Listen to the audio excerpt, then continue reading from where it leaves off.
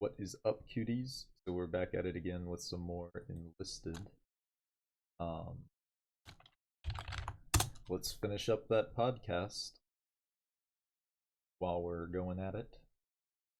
And then That's TGS 165. I'm gonna go ahead and I don't know. I kind of want to run it back a good bit. It'll probably be the duration of the stream because I probably only stream like 20 minutes. So it is the Also, oh my gosh.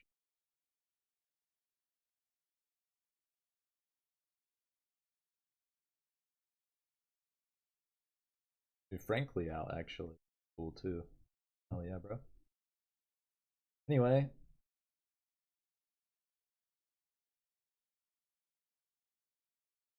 Go for it. relationship between science or modern science and truth map on to left brain dominance versus right brain integration. Are those related? they are related, but not in the very simple way that some people might immediately assume. That would be me. So please, no, please Nate, explain no, how not they're at related. all. Truth is very complex, and things that are true cannot always be encompassed in language, however hard we try. We can get somewhere trying. We can suggest something, often through poetry, through metaphor, through indirect means, through myths, through narratives. Oh man, they're already in the lead. One of the mistakes is to think that myths are lies. Myths are truths, but the kind of truths that cannot be expressed in the kind of language in which you write a chemistry textbook. So I always find this one a difficult one because I so much admire science and reason that I have devoted the last 35 years or whatever it is to pursue. And they're hard. And they're very important. But it falls to someone like me who is worried actually that they are under attack now in the world we live in, and who therefore feels fiercely defensive of it. Also to point out that they never claimed to be able to answer all our questions. And by assuming that they can, one is actually travesting them and diminishing them from their true importance. So science starts from, as every kind of process of investigation must start from, certain axiomatic positions. And those axioms are not questioned. That's the point of axioms. You have to have something you don't question. As Wittgenstein says, if you want the door to move, there must be hinges that are not moving in order to enable you to move. So, in science, for example, it is claimed that no values will be taken into account. In fact, values are taken into account all the time, but let's leave that aside in the practice of science. But in the theory of science, then, values don't come into it, nor does any kind of purpose get to be acknowledged. Now, as I think Mike has said, it's amusing watching scientists busily working away with a purpose at demonstrating that they have no purpose. You can't get away from values and purpose. And they are of, I think, ultimate importance. But science can't tell you about them. And as Stephen Gould says, science doesn't fail to tell us about them. It just can't tell us about them one way or the other. It has nothing to say about it. And that's not a criticism of science. That's just the nature of science being a very well-suited tool for certain purposes. But there are very important things that can't satisfy the criteria for acceptance by science. They must be demonstrable and measurable. And in that sense, anything that is wholly experiential, such as love, cannot be demonstrated within a lab, cannot be measured in a lab. And people make the very basic mistake that measuring levels of oxytocin. Bullshit! That scared the fuck out of me. What the fuck? In the brain, you're measuring love. That's not what you're doing at all. Oh god. You're looking at some markers that mark many things, and sometimes might be marking this, and saying, well, I can measure those, but you haven't measured love. You can't find love in oxytocin. You can't find love anywhere in dopamine. They are somewhere else altogether. And in thinking that you're making that, you're doing something else.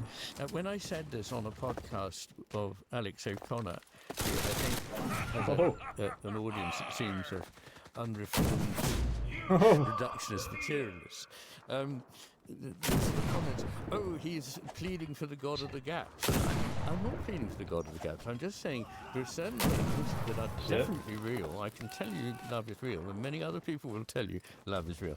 You say to me, so what is this thing that's love? If it's real, show me it, demonstrate it to me, describe it. I cannot do any of those things, but it's still very real. And I'm not saying, therefore, there must be a God. But I am saying when it comes to the sacred and the divine, the same sort of things apply. I can't explain to you what it is if you haven't experienced it. I can't capture it. They're both killing each other. Or even in normal we are getting way behind again. I mean, you can up to a point, but to the degree that you do that, you're actually traversing what it is you're attempting to approach.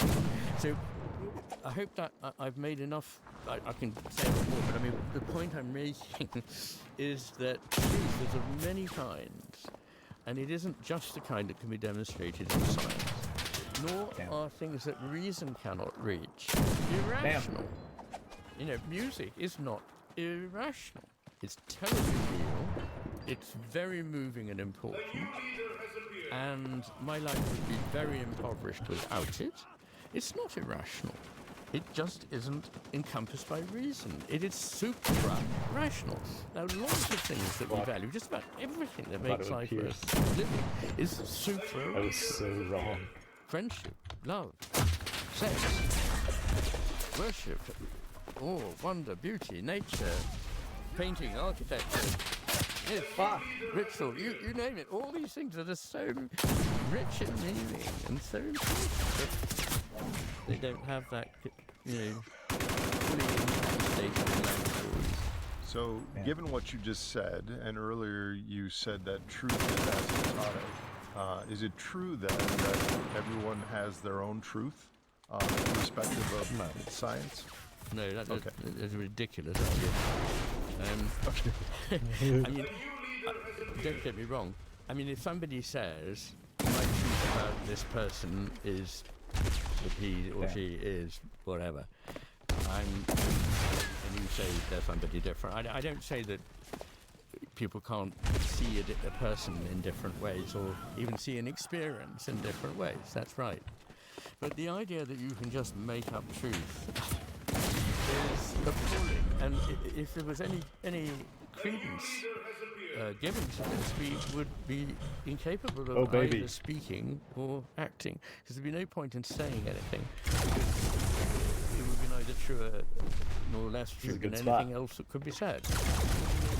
Acting towards a certain goal, because there'd be no point in the idea that this goal is important. Not me feeding the other guy. That truth can be made up. One of the most pernicious things that has happened in academe in the last, I suppose it's since the 60s, since just before I hit Oxford. And it's been very damaging.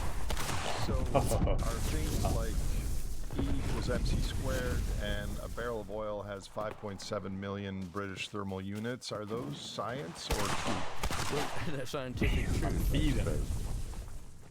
I mean, science is truth, and those are truths of a scientific kind.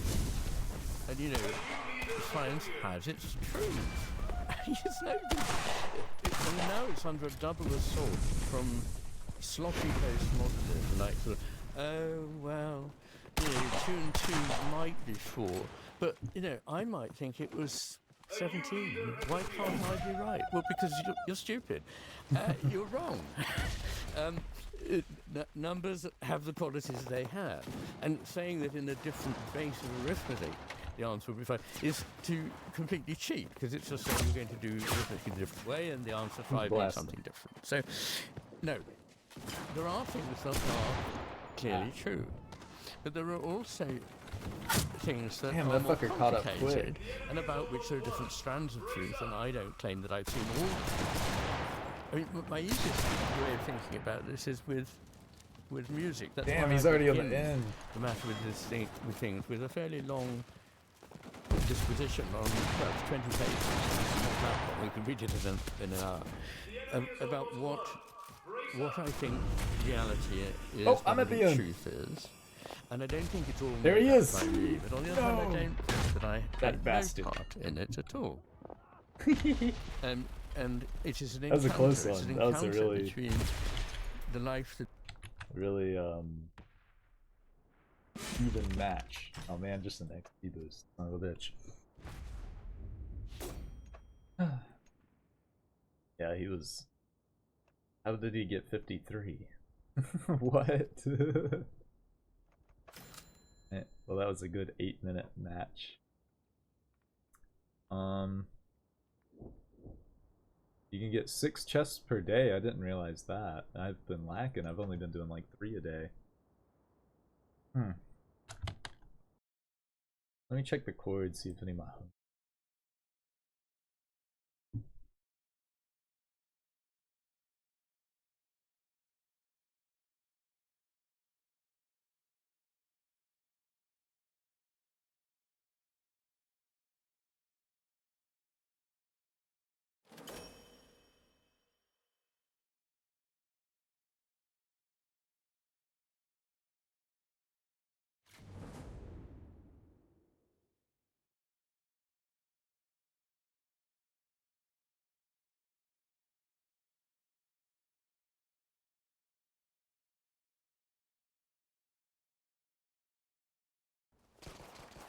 Oh, not the match happening for a second. I'm already behind. I wish it made a sound when it began, so I could tab in. Oh, you bastard! Damn, the reload is so slow.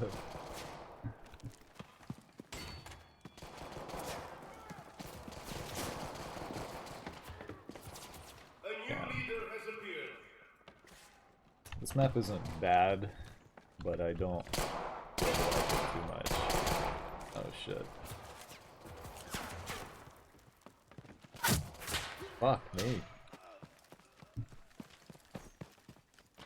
Try to slice him like... Oh, not a good time.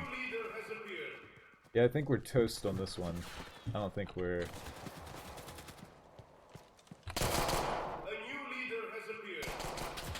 Ooh, gosh dang it. Yeah, they're already at 10 kills. That's crazy. Fuck off, buddy.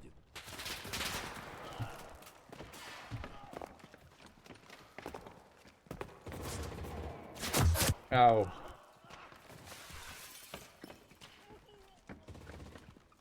Oh man. We're just getting fucked from every which way. Oh shit. Oh my gosh. You ass.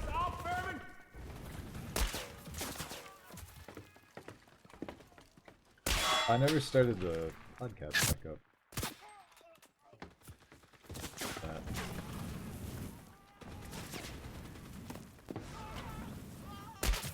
Ah. You worthless cockroaches. Not the instant karma. Honneur et devoir. How was that fucker already at 18 kills?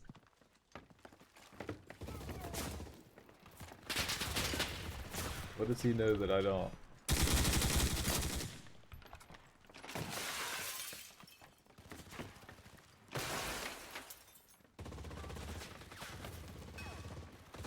Here's the fight.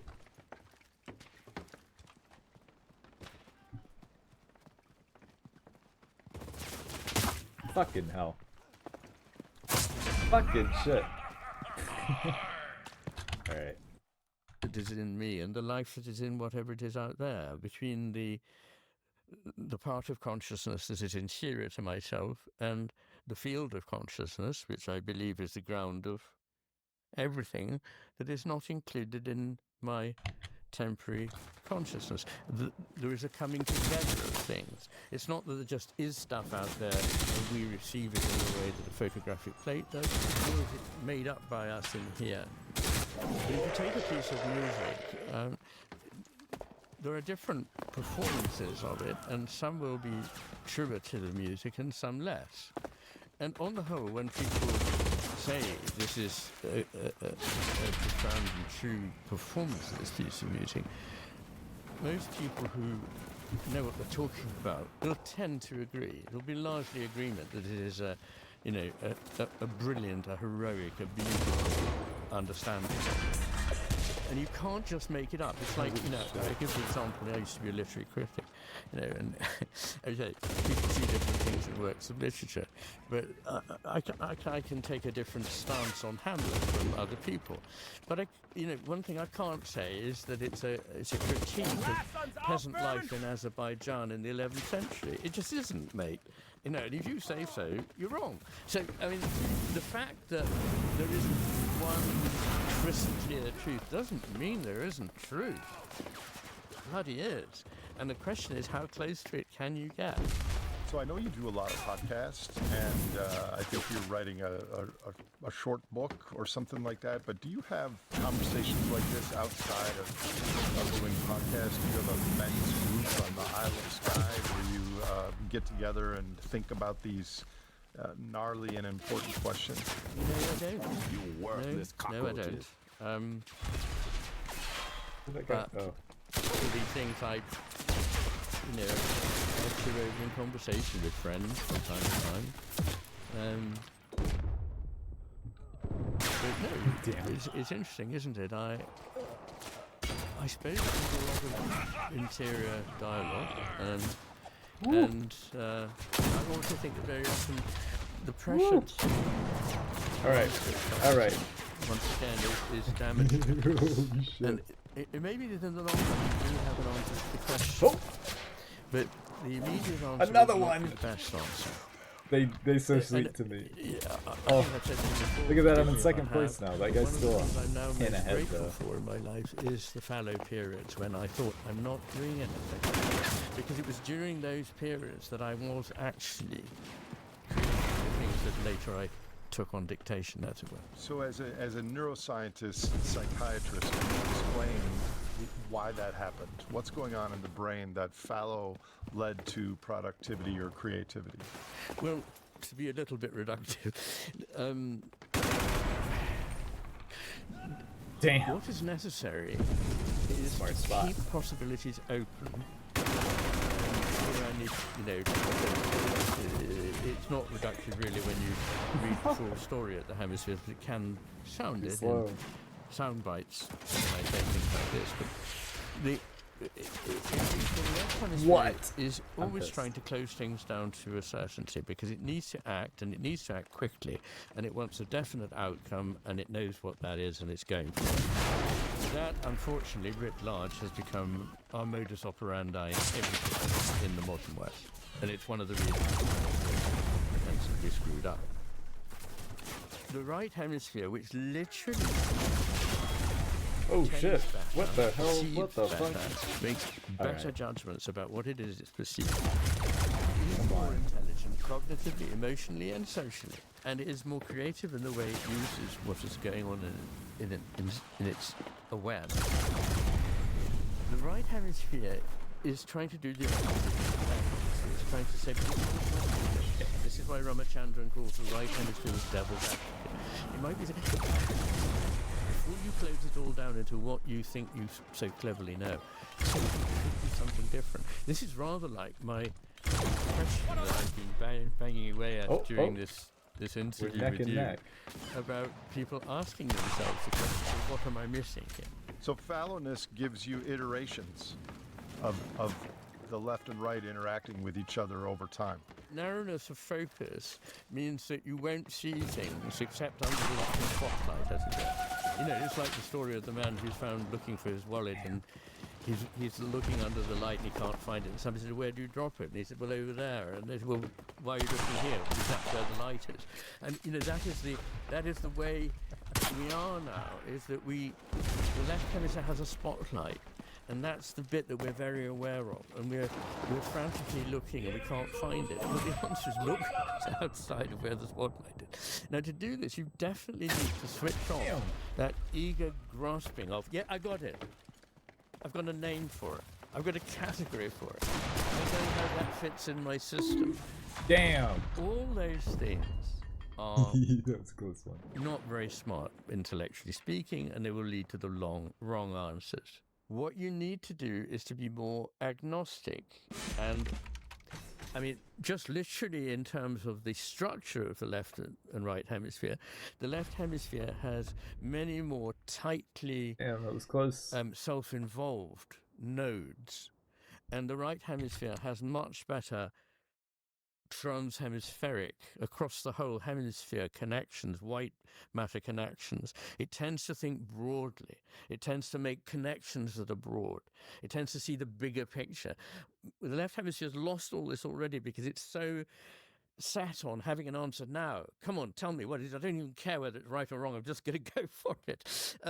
And it's narrowing down the pitch in moral terms, in spatial terms, in temporal terms, in terms of meaning. So let me ask a follow-up to that, and then I'll try to tie it together. So in the email you sent preparing for this, you chastised, not the right word, but you cautioned me that all the people that interview you say, what is the formula? What is the formulaic answer, the steps? And you're more interested in questions like, why is there anything? Why is there life? Why is there human life? Who are we anyways? What is the point of life? Those sorts of questions. So when you sit and contemplate on the Isle of Skye in the stillness, and you have conversations in your mind about those things, like how does that go? Are you having a dialogue while you're cutting the hedges or doing chores, or what is going on inside the mind of Ian McGilchrist as you ponder these unanswerable but vitally important questions? Well, you know, it's a total mystery to me. How can I answer this? Sometimes, of course, when I'm cutting bread or doing some simple thing, yes, my mind is on something else. Sometimes it's on the very business of cutting the bread. I can't really generalize about it, but I think that one of the things that happens is one sleeps on problems. So one thinks about something, one reads about it, one thinks, I'm not entirely satisfied with that. What's the answer to that? And then, you know, one of the times when the left hemisphere is not so dominant is when one's asleep, and the right hemisphere is able to make connections and speak in visual metaphors, and even sometimes actually in verbal metaphors, but in any case in metaphors. And not all of that is meaningful. Some of it is absolutely not. But sometimes it can lead you to something you were neglecting. And you may not even know that it has led you to that. You don't have to go, oh, I see, in my dream, I learned that. But the fact is that while you would... All right, that's pretty cool. We're going to put a pin in this right here. Go farm off stream. Oh, hey, Jolly, what's up, man? My bad. I didn't see your message. Have I followed you, by the way? I can't remember. Take a look.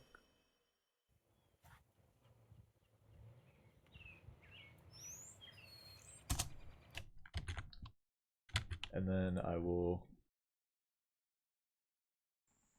head out.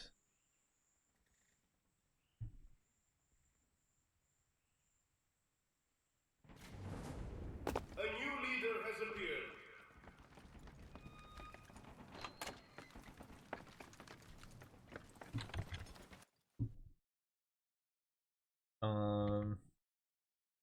Jolly, I am following. I'm jollowing. Jeez. Well, anyway, thanks for swinging by. I'm gonna go ahead and bounce now. But it has been